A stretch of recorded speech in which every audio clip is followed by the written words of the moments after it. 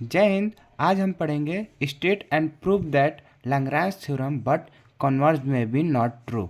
इसे जानने से पहले हमें मालूम होना चाहिए लैग्रांज थ्योरम होता क्या है।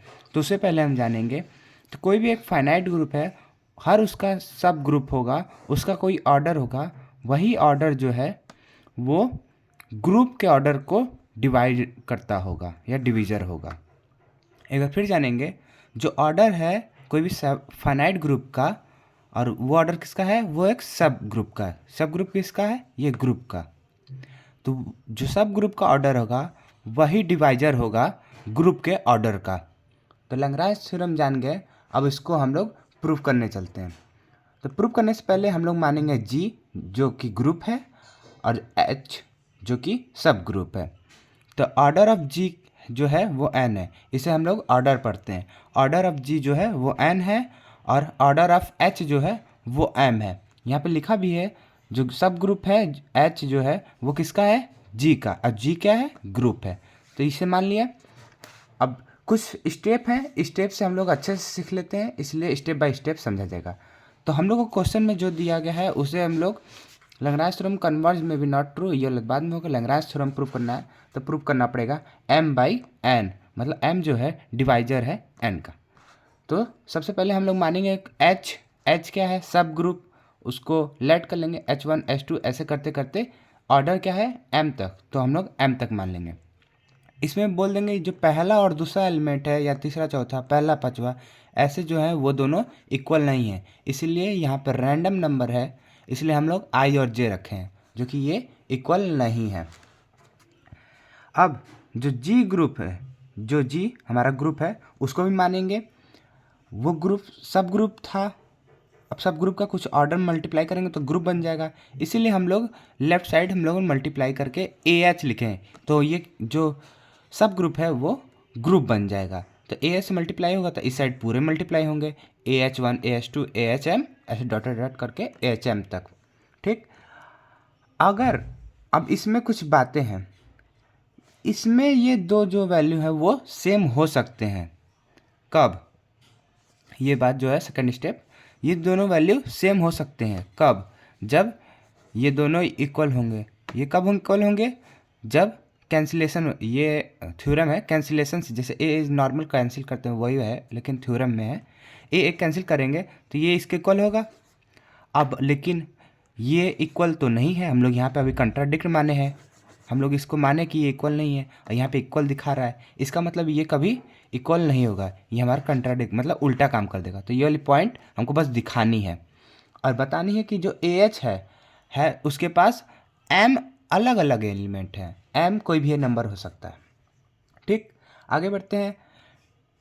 और कोसेट का लेफ्ट साइड का एच जो है, यहाँ पर एच माने हैं ना, तो हम लोग मान ले रहे हैं A1 H1 H2 HM ऐसे करके कितने नंबर ऑफ डिस्टिंक्ट्स, कितने नंबर हैं लेफ्ट कोसेट के मान लिया जाता है। ठीक, इसीलिए जी जो है यूनियन ऑफ डिस्टिंक्ट होगा लेफ्ट या राइट का, किसके, एच का। ठीक, इतना आसान था। अब इसके आगे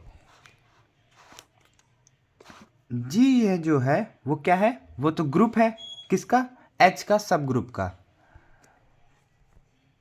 एच के सब ग्रुप का। तो H A1 H union A2 H union, यहाँ पे यूनियन होगा A3 एच, यूनियन करते करते ए के एच। के क्यों लिया गया है, क्योंकि यहाँ पर के एलिमेंट थे और यहाँ पे ए एच बताया जा रहा था, ऐसे एम है तो ए के करके ए के तक लिया गया। जहाँ पर A1 H A2 H A के एच जो है वो लेफ्ट कोसेक्ट है। उसके बाद दूसरा स्टेप होगा इस जी का ऑर्डर निकालना। ये जी का ऑर्डर वही होगा इन सारे, यूनियन मतलब होता है सम, तो यूनियन की जगह सम लिखा गया है और ऑर्डर के आगे ऑर्डर लिखा गया है। तो इस सारे ऑर्डर के जो सम करेंगे वही ऑर्डर जो होगा जी का आएगा। तो इसका ऑर्डर ऑफ जी हम लोग क्या माने हैं, इधर हम लोग स्टार्टिंग माने थे ऑर्डर ऑफ जी जो है एन है, ऑर्डर ऑफ एच जो है एम है। तो यहीं पर ऑर्डर ऑफ जी जो है वो एन है, ऑर्डर ऑफ एच जो है वो एम है, ऑर्डर ऑफ एच जो है एम है, ऐसे करते करते m तक है। ये a नॉर्मली एलिमेंट है, डिस्टिंक्ट एलिमेंट बनाने के लिए हम लोग a से मल्टीप्लाई किए हैं। ऐसे करके n और ये m प्लस m कितने टाइम्स है यहाँ पर, k टाइम्स है, तो k टाइम प्लस कर देंगे। n इक्वल टू एम के, यहाँ पर बहुत सारे बच्चों को डिफ़िकल्टी होती है, समझ नहीं पाते हैं।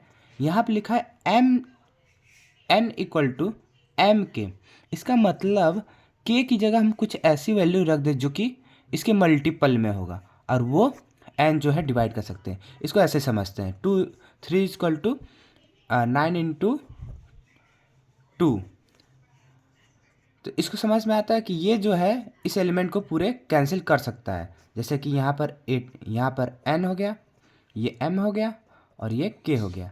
तो इसको नॉर्मल देखा जाए 18, फिर भी ये जो है डिवाइड कर रहा है, इसलिए जो n है वो डिवाइड करेगा m, मतलब n/n मतलब 3। ये बात, ये बहुत सारे बच्चों को नहीं समझ में आता है।